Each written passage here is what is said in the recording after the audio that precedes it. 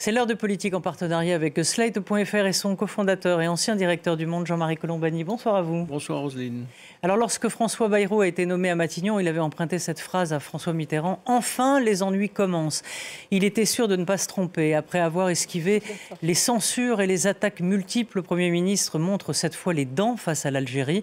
Avec un flegme habituel, François Bayrou veut tordre le bras à Alger et menace de dénoncer les accords de 1968 qui réglementent la circulation des ressortissants algériens en France.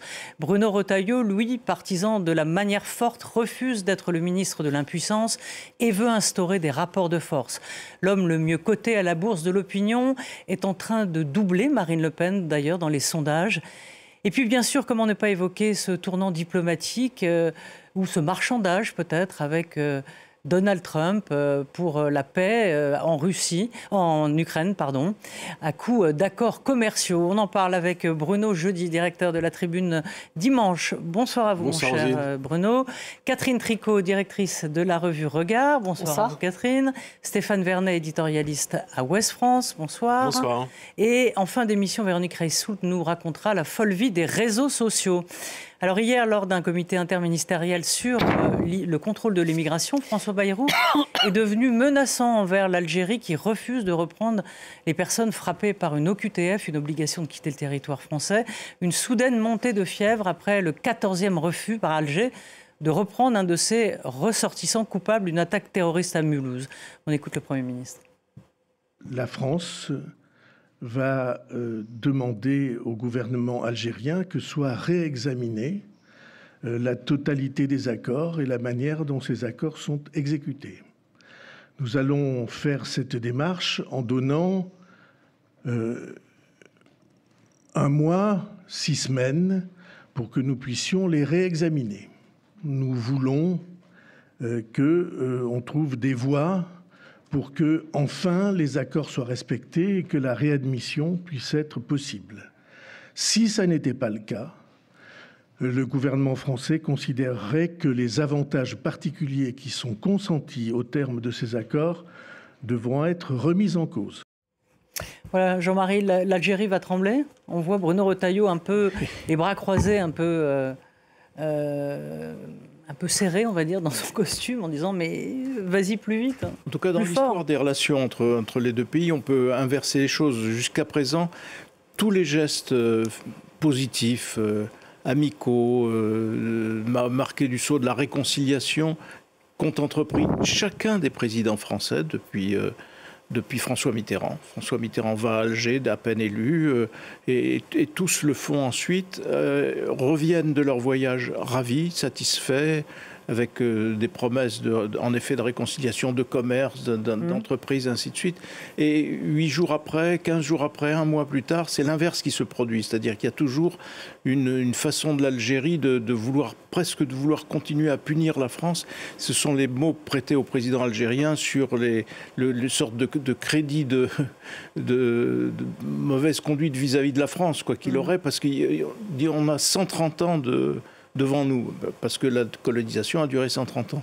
Donc il faut voir que jusqu'à présent, la France a quand même été globalement plutôt maltraitée par rapport à ces... Le casus belli qui est survenu et qui a mis hors d'eux les dirigeants algériens, c'est évidemment la réconciliation entre la France et le Maroc. Oui. C'est-à-dire c'est l'acceptation par la France de la marocanité du sud du Sahara occidental. Ce qui a été très critiqué par exemple au Quai d'Orsay, puisque le Quai d'Orsay, ça n'était pas sa ligne, la ligne était une ligne plus ou moins équilibrée, mais qui, encore une fois, n'avait pas alors que le Front Polisario est mollement défendu par Alger, mais néanmoins, de reconnaître la marocanité de ce territoire pour les Algériens, c'était voilà. Et donc, on ne sortira pas de cela tant que la France ne sera pas revenue en arrière. La France ne reviendra pas en arrière de ce point de vue-là. Donc, c'est difficile de voir quelle issue peut être donnée à cela, sinon que la France va en effet... Il y a peu de chances pour que dans le délai imparti par le Premier ministre, il se passe quelque chose qui aille dans le sens des autorités algériennes. Alors, Bruno, on peut se poser la question, pourquoi une soudaine agitation, une montée de fièvre? Est-ce que c'est effectivement l'actualité avec cet attentat au couteau à Mulhouse et cette OQTF, donc cette personne dont Alger n'a pas voulu? Est-ce que c'est à peu près la seule raison de cette montée de fièvre, qui d'abord avait commencé effectivement aussi avec l'arrestation de Boualem Sansal. Alors d'abord, elle n'est pas soudaine, Roselyne, parce qu'en fait, non, ça fait longtemps que ça fait un moment que ça monte beaucoup. Vous parlez de Boualem Sansal, vous pouvez ajouter aussi l'incroyable affaire de l'influenceur algérien qui a été ramené sur le territoire algérien, quelqu'un qui avait un passeport algérien, qui était sur l'aéroport et qui a dû repartir dans l'autre sens parce que les Algériens n'ont pas voulu le prendre. Au mépris du droit international. La vérité, c'est que l'Algérie ne respecte pas le droit international en matière de retour de personnes qui sont éloignées d'un territoire. En tous les cas, avec la France. Elle le fait sans doute avec d'autres pays, mais elle ne le fait pas avec la France. Et ça remonte beaucoup plus loin. Mais ma question, c'était... Vous avez raison sur la montée de fièvre.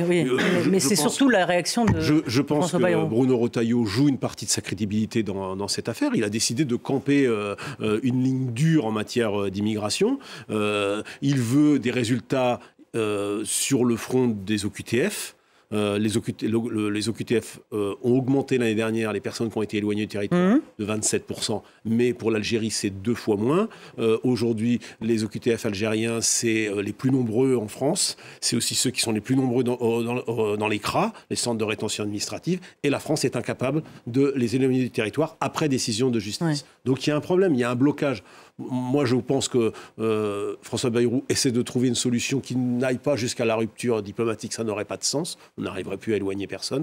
Mais il faut durcir le ton. Et c'est ce que veut faire Bruno Retailleau, qui évidemment, tout ça le fait aussi dans une ambiance dans le pays où il y a le Rassemblement national qui attend la moindre erreur du ministre de l'Intérieur. Il y a aussi cette petite bataille politique avec la présidence des LR. Mais j'allais dire, tout ça, c'est un petit peu secondaire. Il y va aussi de la population qui ne comprend pas pourquoi cet homme a tué un habitant de Mulhouse, alors qu'il n'a pas respecté son contrôle dans la journée. Il était sous le coup d'une dizaine de refus d'Algérie de le reprendre.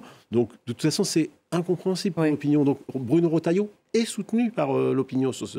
Oui, mais il le sait. Il ne peut pas décevoir. Et Stéphane, il ne veut pas être marqué du sceau de l'impuissance. Oui, et puis il y a un récit où il y a un discours qui se fait autour du fait que l'Algérie humilie la France en refusant de reprendre ses ressortissants, en tenant tête aux demandes de l'État français, etc. Et ça c'est quelque chose qui percole dans l'opinion. Effectivement, moi je suis complètement d'accord avec Bruno Jeudi sur le fait qu'il y a une incompréhension et un soutien de la part vraisemblablement d'une majorité de l'opinion dans ce type d'action. Ceci étant dit, si on remet les choses en perspective, il faut avoir en tête qu'on parle beaucoup des accords de 68 avec l'Algérie, mais il faut savoir que l'État français a signé 197 accords de même nature avec différents pays dans le monde. Les 3 quarts de ces accords sont des accords bilatéraux, donc il n'y a pas qu'avec l'Algérie qu'on a ce type d'accord, et que sur les OQTF, en fait, les laissez-passer consulaires, avant la fameuse histoire évoquée par Jean-Marie tout à l'heure du Sahara occidental et la reconnaissance de la, je ne sais pas si je vais réussir à le dire, la marocanisation. Voilà, merci. Du Sahara occidental, l'Algérie délivrait plutôt plus de laissez-passer consulaires que beaucoup d'autres pays, et notamment plus de laissez-passer consulaires que le Maroc. Donc il y a un bras de fer aujourd'hui entre l'Algérie et la France, entre les dirigeants de l'État algérien et les dirigeants de l'État français. Et derrière, l'autre question, si vous voulez, c'est celle de la présence algérienne, de ressortissants algériens en France, les rapports qu'on a entre la France et l'Algérie, le niveau d'immigration algérienne en France. Et je ne suis pas sûr que ce qui a été montré hier ou les déclarations qui ont été faites soient de nature à améliorer les choses. Ouais. En l'occurrence, dire on se donne 6 semaines pour revoir le traité, etc. et éventuellement dénoncer. C'est un peu la méthode de François Bayrou. C'est comme avec les retraites, c'est il y a peut-être d'autres leviers à actionner. Ouais. Et c'est le choix qui est fait. Moi, me fait dire que si vous voulez, on est beaucoup dans de l'affichage et de la communication par rapport au récit qui a été constitué, aux différents enjeux, notamment de Bruno Retailleau, qui ont été évoqués. Est-ce que c'est la bonne méthode? Est-ce que c'est de nature à porter ses fruits? C'est une autre question. Là, je ne suis pas certain. Oui, alors on va poser la question à Catherine. Est-ce que cette méthode-là, employée par François Bayrou, est de nature à arranger les choses, ou est-ce que c'est effectivement des coups de menton pour rien? Et puis, est-ce que la France est effectivement humiliée par l'Algérie? Une question. pas qu'est-ce qu'ils cherchent en fait. D'abord, ce que je voudrais dire, c'est qu'il y a une question qui est préoccupante, c'est que ce soit Bruno Retailleau qui prenne en charge le dossier de l'Algérie, le dossier des relations avec l'Algérie. Bruno Retailleau, il est ministre de l'Intérieur, il n'est pas ministre des Affaires étrangères. Enfin, les OQTF, non, sauf que son discours est un discours qui porte sur les relations avec l'Algérie. L'Algérie nous humilie, il faut passer à la manière forte, etc. C'est-à-dire qu'il ne parle pas simplement des OQTF, il généralise et globalise son propos. D'ailleurs, la question des relations avec l'Algérie n'est pas qu'une question qui concerne les OQTF. Si on enferme les relations avec l'Algérie dans la question des OQTF, je pense qu'on devient tout petit. Et le problème, c'est que ce que je crois, c'est qu'il y a un problème de qui porte le discours et la voix de la France. Est-ce que c'est le ministre des Affaires étrangères ? Est-ce que c'est le président de la République ? Ça, c'est la première question. La deuxième question, vous venez de le rappeler, c'est que, en fait, on a une dégradation des relations entre la France et l'Algérie qui remonte, comme ça vient d'être rappelé à cet été, avec la reconnaissance de la marocanité du Sahara occidental contre la position de l'ONU. Pardon, parce que l'ONU ne reconnaît pas le Sahara occidental comme marocain. La France prend une position qui rompt avec la tradition diplomatique historique et rompt avec le consensus international qui est de ne pas reconnaître le Sahara occidental comme marocain. Donc ils le font. Ça fâche beaucoup l'Algérie qui ne revendique pas. L'Algérie ne revendique pas le Sahara occidental. Non, elle soutient le Front Polisario. Elle soutient le Front Polisario, mais elle ne revendique pas le Sahara occidental pour elle-même. Elle ne demande pas que le Sahara occidental fasse partie de l'Algérie. Donc, il y a une fâcherie, il y a une grosse fâcherie, mais ce qu'il faudrait comprendre, c'est que pourquoi il y a cette fâcherie et qu'est-ce qu'elle engage ? Là, je ne sais pas si on aura le temps de parler ou s'il est prévu de parler des évolutions internationales. Oui, on va en parler. Mais on est quand même dans un moment dans lequel le problème, c'est aussi de trouver des alliés. C'est pas de se fâcher avec tout le monde, les uns derrière les autres. Et le fait que la France continue de s'imaginer être toute puissante et pouvoir donner des ultimatums comme ça, d'abord, ça va lui revenir en boomerang parce qu'il n'y aura pas de réponse favorable à cet ultimatum. Donc, on va se retrouver comme des idiots. Oui, mais enfin, est-ce qu'on peut s'aplatir aussi devant l'Algérie qui ne respecte pas le contrat, non, si je puis dire, entre guillemets. Mais moi, ce que je crois, c'est qu'on ne peut pas penser dans ces termes. Voilà, c'est ça. Non. J'ai pas dit qu'on ne faisait rien. Ce que je dis, c'est s'aplatir. C'est-à-dire, est-ce que vous pensez qu'on peut pas avoir les rapports de force, les relations avec l'Algérie en termes de rapports? Mais non, justement, ce qui vient d'être rappelé. Gérald Darmanin l'a fait il y a 2 ans. Il a fait exactement la même chose. Ce qui vient d'être rappelé, c'est que les OQTF, d'abord. Contrairement à ce que vous avez dit, Bruno, tout à l'heure, il y a pour que les ressortissants, pour qu'ils repartent dans leur pays, le droit international, c'est que les pays les acceptent. Oui, mais justement, donc ce n'est comme pas par hasard, ils ne les acceptent pas. Donc ce n'est pas au mépris du droit international. Donc je voulais juste dire ce point. Il y a une décision de justice pour la... Oui, bien sûr, mais la décision... L'homme, là, en l'occurrence, il est l'objet d'une décision de justice. Celui qui a été renvoyé, le premier, l'influenceur en Algérie, il n'y avait pas eu de décision de justice. Là... Il était sous le coup d'une expulsion. Il était sous le coup d'une expulsion de la part du ministre de l'Intérieur. D'ailleurs, les juges... Il peut prendre une décision de ce Les juges ont déjugé Retailleau sur ce point. Ça, c'est on va pas en discuter. Ce que je veux juste dire, c'est qu'on ne peut pas, d'abord, au départ, l'Algérie... On ne peut pas les expulser, ça c'est sûr. Au départ, l'Algérie donnait plus d'accords sur les OQTF que bien d'autres pays. 2, les relations se sont dégradées. 3, est-ce qu'on va rétablir des relations et est-ce qu'on va tout conditionner, toutes les relations avec l'Algérie, et pas simplement l'Algérie. Parce que l'Algérie, c'est un pays qui compte. Les relations entre la France et l'Algérie, c'est un emblème. Et c'est un emblème pour les autres pays africains. Catherine, ça n'aurait pas le problème de par ailleurs, ce que je veux juste dire, c'est que dans les Français, il y a un quart des Français qui ont une relation personnelle avec l'Algérie. Oui, on est d'accord, mais ça, Catherine, ça ne remet pas en cause ça. Ce qui est remis en cause, c'est le fait que l'Algérie ne respecte pas les règles internationales, qui fait que normalement, mais alors aujourd'hui, il y a plus de laissez-passer consulaires de la part des États tunisiens et marocains. Et ce n'était pas le cas il y a un an. Et ce n'était pas le cas il y a un an. Et on va passer à autre chose là, parce que là, on compte les balles. Stéphanie, on va essayer de s'interposer. Merci. C'est le feu. Voilà. Faites les casques bleus. Non, mais juste au risque de me répéter, je voulais simplement rappeler, parce qu'on peut considérer que la France a tous les torts, etc., que tous les présidents de la République depuis François Mitterrand, honnêtement, ont tous cherché la voie de la réconciliation et se sont tous fait envoyer balader par les Algériens pour qui c'est une rente de situation, la dénonciation de la France. C'est un pouvoir autoritaire et qui vit de cette rente. Et donc, à chaque fois qu'il y avait une percée ou une avancée, que ce soit Chirac, François Hollande ou autre, elles étaient immanquablement suivies par des mesures algériennes vexatoires qui consistaient à amenuiser le champ de l'apprentissage du français. C'était leur cible principale. On a sorti le français des universités, puis on l'a sorti des écoles, puis on l'a sorti ainsi de suite. Et donc c'est ça l'attitude du gouvernement algérien. Donc il ne faut pas non plus croire que l'Algérie est... Et par ailleurs, le Maroc est un pays où la France est aimée. L'Algérie est un pays où la France n'est plus aimée par ses dirigeants. Donc on comprend le virage qui a été pris. Il n'y a pas d'autre explication que celle-là. On va rester sur le cas de Bruno Retailleau, puisqu'un sondage ELAB pour BFM révélait hier que sur l'immigration, 47% des Français faisaient confiance à Bruno Retailleau, dépassant Marine Le Pen, qui est, elle, créditée de 41%. Sur la confiance. Comme au TRC, le cheval Retailleau est au grand galop, Bruno ? Oui, et surtout le détail est intéressant. Il est quasiment majoritaire dans toutes les catégories politiques. Je crois qu'il dépasse même les 30% chez LFI et il est majoritaire au PS. Donc pour Bruno Retailleau, ce sondage est plutôt un sondage... qui peut le rassurer sur la ligne qu'il a choisie. Et au fond, il épouse aussi les inquiétudes des Français. Donc, pour l'instant, après... Le défi pour Bruno Retailleau, c'est de trouver de l'efficacité. Là, il est aux manettes depuis le mois de septembre. Le pouvoir du verbe va forcément s'étioler. Et sur le dossier des OQTF, il a mis beaucoup de poids. S'il ne parvient pas à des résultats palpable, concret d'ici quelques mois, ça se retournera contre lui. Est-ce qu'une partie de l'électorat de Marine Le Pen pourrait se tourner, alors là, bien sûr, on fait un peu de la politique fiction, Stéphane, mais vers le retaillisme? Je sais pas, un néologisme. Je pense qu'il peut y avoir une porosité, oui. Après, c'est difficile à dire. Non, mais enfin, on voit bien son calcul aussi.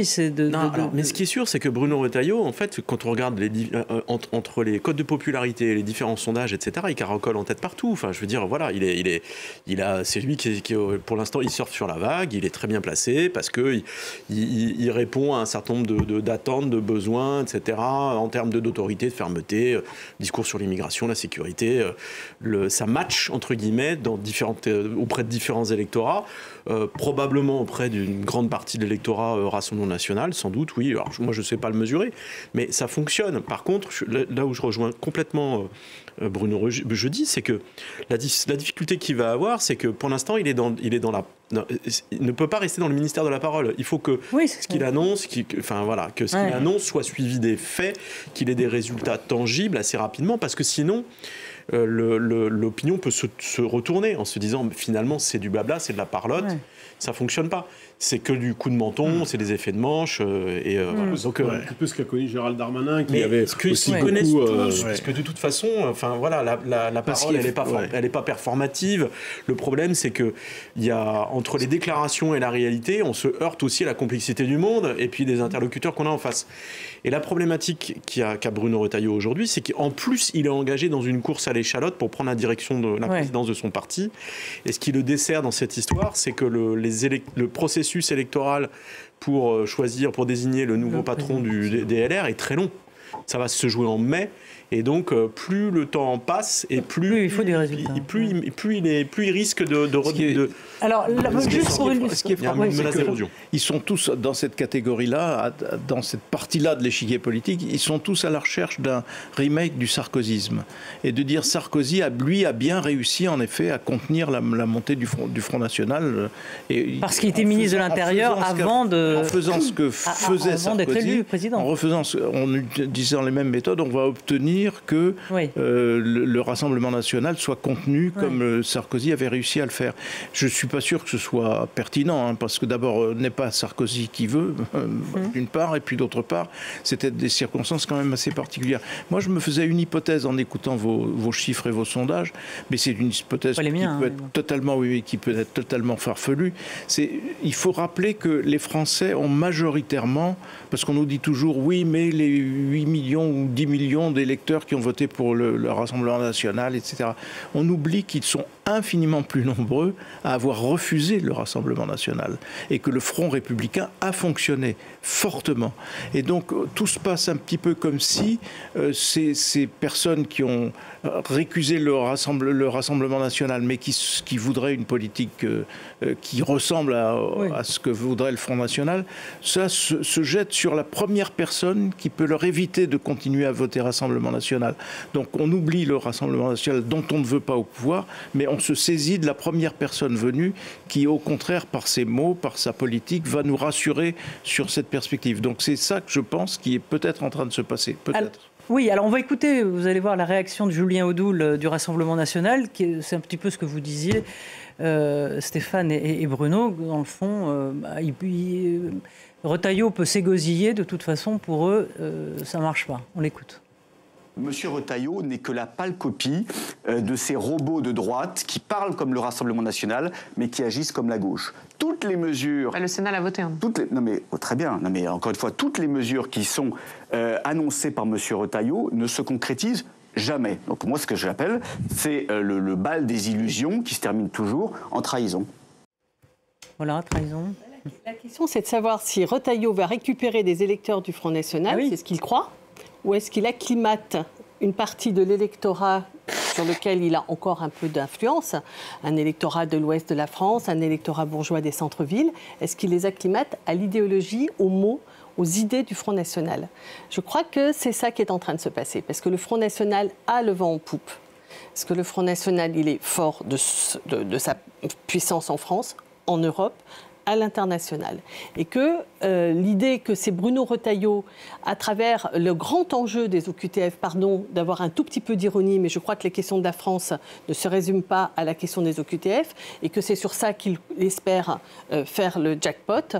Je crois qu'il est d'abord sur une cible trop étroite, sur une proposition trop dépassée, et que il est en plus devant un adversaire qui est beaucoup plus structuré, beaucoup plus fort et qui a beaucoup plus d'allant. Donc ce qui me semble qui va se passer très probablement, c'est certainement pas son pari, mais c'est ma conviction, c'est que Retailleau, en fait, alimente l'électorat de Marine Le Pen, c'est-à-dire qu'il permet des ponts vers l'électorat, vers le Rassemblement national, notamment, encore une fois, de régions dans lesquelles l'extrême droite n'est pas encore en force, dans la bourgeoisie et dans l'ouest de la France. On va dire un mot des... Pas ça, mais... Ah, ben vous, si vous voulez répondre, allez-y. Je pense que Catherine se trompe. Je pense que ce qui est important, c'est d'abord l'efficacité du ministre de l'Intérieur. Effectivement, il est peu ou prou, et il tente de repousser la menace du RN. Aujourd'hui, clairement, l'avantage est du côté du RN. Sur ce point-là, Catherine a raison. Mais que peut-il faire? Il faut donc rien faire. Il ne faut donc pas essayer d'être efficace. Il faut combattre le RN. Il combat le RN en étant efficace au ministère de l'Intérieur. Et d'ailleurs, mais Bruno, moi, je ne crois pas. Je crois qu'il n'est pas efficace et qu'il reprend ses idées. Toutes les élections partielles qui ont eu lieu depuis l'installation de Bruno Retailleau. C'est-à-dire deux. Non, mais quand même, il ne faut pas exagérer, c'est deux législatives et une municipale. Oui, mais enfin, ça fait depuis combien de temps que la droite républicaine n'avait pas dépassé? J'entends bien, passer de 3 au passé. Là, elle est à 6%, elle a marché haute quand même. Enfin, sauf que la droite républicaine peut s'enorgueillir d'avoir participé au moins une victoire à son nom et aider les deux autres. C'est pas rien dans un parti qui part de très très bas. Donc ça veut dire quand même que Bruno Retailleau, tout à coup, l'électorat de droite qui était en train de soit de passer au RN, soit d'aller vers plutôt la Macronie, tout à coup, ça arrête sur un de ses leaders. C'est pas rien. Et surtout, c'est la seule nouveauté politique Depuis l'été dernier. Elle fera long feu. Nicolas Sarkozy n'a pas été que ministre de l'Intérieur. Il a fait une proposition politique qui était une proposition globale et compréhensible par tous. C'était travailler plus pour gagner plus. Il n'a pas simplement parlé des OQTF. Ce que je veux dire, il était largement sorti de son périmètre de ministre de l'Intérieur et c'est comme ça qu'il a gagné. À un moment. Pardon. Non, mais moi je suis pas en train de dire. Je suis juste en train de dire que ce n'est pas sur les OQTF qu'on gagne une élection présidentielle. Stéphane. Je suis à la fois d'accord avec Bruno jeudi et avec Catherine. Bravo Stéphane. Non mais je pense qu'il y a la problématique de la droite aujourd'hui, c'est qu'elle a tendance à s'enfermer autour du triptyque sécurité, immigration, identité. Ce sont de vrais sujets qu'il ne faut pas négliger, il faut les traiter. Mais ce ne sont pas les seuls. Parce que le cœur du problème aussi dans un pays comme le nôtre, et pas qu'en France, en Europe, à travers le monde, dans l'ensemble de l'Occident, vous avez un problème de fond qui est le déclassement des classes moyennes. Et notamment, on a l'effondrement des classes moyennes industrielles, la menace de l'effondrement des classes moyennes des emplois de service avec l'IA, etc. Enfin, vous avez beaucoup de gens qui vivent, qui constitue en réalité une majorité, la colonne vertébrale. Pas qu'en Europe, les États-Unis, c'est ça. Qui constitue en fait le cœur de nos sociétés, qui vivent beaucoup plus mal qu'avant, qui sont très inquiets pour leur avenir, le triptyque sécurité, immigration, identité, c'est très bien, mais il n'y a pas que ça. Il y a aussi la défense des classes moyennes. Et qu'on le veuille ou non, aujourd'hui, celle qui est perçue comme il fait les deux en même temps, le 2 en 1, comme plus à l'écoute et la plus en capacité de défendre cette classe majoritaire qui se sent oubliée et en danger. C'est Marine Le Pen. C'est peut-être pas vrai, mais en tout cas. Non, mais votre analyse, je pense, c'est frappée au coin du bon sens. Jean-Marie. Ah non, je souscris tout à fait à ce que dit Stéphane. Voilà. Simplement, il ne faut pas exclure que les espoirs portés dans le Rassemblement national s'amenuisent à mesure qu'on prend confiance dans quelqu'un comme Retailleau. Parce qu'il apporte ce que l'on attendrait d'un vote Rassemblement national, mais en sachant que le Rassemblement national n'est pas... Ouais. Je veux dire, n'a pas de feu vert pour gouverner de la part des Français. Donc on va se reporter plutôt sur des gens de droite, voilà, qui eux peuvent gouverner, eux gouvernent et tirent d'ailleurs profit de leur passage au gouvernement. Vous parliez du sarkozysme, est-ce que, je repose la question, est-ce qu'il va y avoir un retaillisme ? Je ne crois pas à la répétition du sarkozysme, ça c'est le premier point. Je pense que Jean-Marie, c'est un peu ce que vous avez dit tout à l'heure, parce que ça ne marcherait pas. Je pense que la situation a changé. 2005-2007, c'est vraiment une autre période de la vie politique. En 2025 et a fortiori 2027, la droite elle sera obligée d'être sur d'autres dynamiques, ou en tous les cas d'autres sujets pour enclencher une dynamique, ce qu'elle n'a pas encore aujourd'hui. C'est pas parce que Bruno Retailleau a une petite embellie que la droite va tout à coup. Je sais pas, faut voir. En revanche, le retaillisme, oui. D'abord, c'est une personnalité, Retailleau. Vous savez, les gens qu'il rencontre. Moi, je connais dans le monde politique, ça fait très longtemps. Bruno Retailleau est plutôt quelqu'un qui est combattu par une grande partie, par son positionnement politique, son histoire, la Vendée. C'est quelqu'un qui est vraiment dans ce qu'on appelle la conquête, la bataille culturelle, assez idéologue. Mais il a une personnalité qui désarme beaucoup. Et aujourd'hui, vous avez pas mal de gens... Quand vous dites elle désarme, pourquoi elle désarme ? Parce que c'est une personnalité qui est plutôt convaincante et qui aussi qui sait faire émerger du... c'est bizarre de dire ça, qui sait faire émerger de l'accord et du consensus. Il l'a démontré au Sénat. Il l'a démontré au Sénat. Dans le gouvernement, ceux qui n'étaient pas très contents de se retrouver avec lui, notamment certains macronistes, aujourd'hui, les ministres disent c'est le ministre le plus efficace du gouvernement et de très très loin.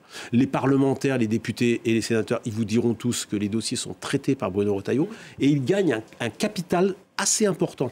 C'est quelque chose qui n'est pas visible pour l'opinion, mais qui est très important en termes de réputation. Et le retaillisme, c'est peut-être ça. C'est de l'efficacité, c'est pas de la flamboyance, mais c'est une autre façon de faire de la politique. Oui, je voudrais juste vous soumettre une proposition. C'est que vous avez remarqué le sondage de Paris Match qui est sorti ce matin, je crois. Oui, on y voit d'ailleurs Villepin sortir d'un seul coup. Oui, mais non. Je vous dirai, Catherine, vous m'avez habillé tout de suite. Non, mais attendez, attendez, Bruno, je ne crois pas je ne crois pas que Villepin, je ne crois pas que Villepin va être président de la République. Je dis juste que l'essor représente l'impact de Dominique de Villepin dans l'électorat, et je me suis fait préciser 51% pour la droite et 56% pour la gauche. Est-ce que vous croyez que les gens de gauche voteraient pour Villepin dans une élection? Mais non, je ne le crois pas. Je ne le crois pas. Je ne suis pas. Attendez, laissez-moi terminer juste. Bruno, vous parlez longuement, je peux juste terminer ma phrase. Merci.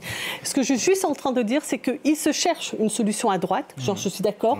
Je crois qu'il se cherche des solutions à droite. Et que Dominique Villepin, pour l'instant, est regardé parce qu'il représente une autre manière d'être de droite, qui n'est pas justement, je pense, un tout petit peu rabougri, un tout petit peu passéiste, tel que Retailleau l'incarne. Et il y en a d'autres. Vous tressez des couronnes à Villepin ce soir? Non, je considère que Villepin, en se positionnant comme il se positionne sur la question internationale, et j'ai dit tout à l'heure que je pensais que la façon que l'on avait de traiter l'Algérie et le reste du monde était en fait un mauvais service à la France. Je crois que de Villepin le traite de meilleure manière. Je pense qu'il y a aussi le maire du Havre qui n'a pas dit son dernier mot. Il y a un certain nombre. Ce que je veux dire par là, c'est qu'il se cherche des solutions à droite, que la proposition qui est celle de Retailleau, qui est une proposition, à mon avis, extrêmement autoritaire et rétrograde, et ne correspond pas du tout à la France. Ça marchera, Bruno Retailleau, Catherine. Je vous dis juste que Dominique de Villepin, on a déjà connu ça. En situation, il n'a pas réussi. Je pense qu'aujourd'hui, ce serait compliqué de voir un électorat de droite se rallier. Là, on laisse finir Bruno. Je parle juste de l'attente que cela représente. Ça veut dire qu'on cherche il y a une partie de la droite ou une partie du pays qui cherche une solution qui n'est probablement pas à gauche, mais qui n'est pas du côté de Retailleau et d'une solution qui flirte avec l'extrême droite. Non, moi je ne crois pas. Enfin, je pense que Villepin, c'est un phénomène de bulle dans l'opinion. Il est très connu des Français. Les Français ont le souvenir d'un homme qui a tenu tête aux Américains en 2003. Il continue à surfer là-dessus. Oui. Il a pris une position, sans doute aussi, qui est entendue par une partie de l'opinion sur le Proche-Orient, sur Gaza. Une politique, disons-le clairement, pro-arabe depuis le début. Une politique pro-arabe qui aussi vaguement une nostalgie gaulliste. Après, je vais vous dire un truc sur l'échiquier politique. Villepin, aujourd'hui, c'est pas grand-chose. Je parle de ce que ça représente comme attente chez les Français. Jean-Marie. Mais moi, je ne classerai pas Dominique de Villepin ailleurs que dans la catégorie des candidats autocrates. Donc il faudra bien faire attention à ce que... je vous assure, franchement... Mais je ne suis pas en train de parler du candidat, je parle de ce que ça représente comme attente dans la France qui ne veut pas d'une réponse d'extrême droite. On ne parle pas en même temps. On parle de sujets qui sont importants, etc. Mais on va être de toute façon, et on est déjà rattrapé par ce qui se passe autour de nous, et par le changement de camp, car les États-Unis de Donald Trump sont en train de changer de camp. Et donc se rangent du côté des autoritaristes, des autoritaires, aux dépens de ce qui restera le havre des démocraties dites libérales, à savoir l'Union européenne. Et donc c'est une bataille pour nous existentielle. Et que cette bataille existentielle ne pourra pas ne pas retentir sur les candidatures, la façon dont on voit la présidentielle, et ainsi de suite. Donc là, il faut... Voilà, et on est en train de passer dans cette catégorie-là, ou dans cette période-là, qui va être extrêmement difficile et extrêmement dangereuse. On accueille Véronique Reissoul pour la chronique sur les réseaux, et on va parler des États-Unis et de Trump, son sujet favori.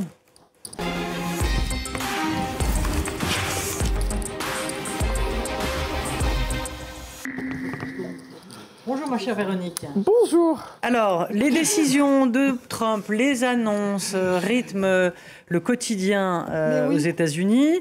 Mais est-ce qu'il y a une résistance qui s'organise finalement, parce qu'on ne les entend pas beaucoup, les résistants. C'est en train de basculer peut-être. Alors je vais déjà vous rappeler deux, trois éléments. Vous savez que la réalité virtuelle est devenue la réalité de Trump.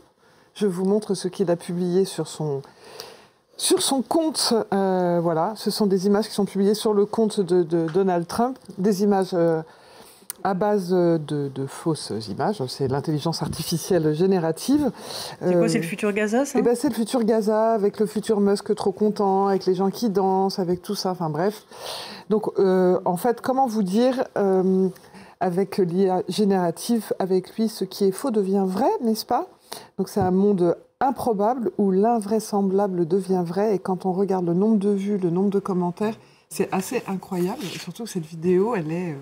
La question de savoir si c'est vrai ou pas ne se pose pas. Et donc, c'est ce mode de fonctionnement de M. Trump et les commentaires qui, à l'issue de cette vidéo, montrent à quel point l'invraisemblable devient vrai. Alors les vidéos sont... Oui, pardon. Et donc, pour répondre à est-ce qu'il y a une résistance, je pense que vous en avez peut-être pas entendu parler. Je suis pas sûre pour vous, Jean-Marie, mais l'activisme cosméto-politique, c'est un sujet important. Je voudrais qu'on en parle. C'est en fait, après le Mar-a-Lago, c'était une façon de désigner l'uniformisation des gens qui sont les leaders d'opinion qui sont autour de Trump, qui se ressemblent tous avec un fond de teint orange, des lèvres repulpées, enfin voilà. Et donc là, vous avez une petite battle. Alors, je vais vous laisser regarder ce faux tuto maquillage. Voilà, alors, voyez.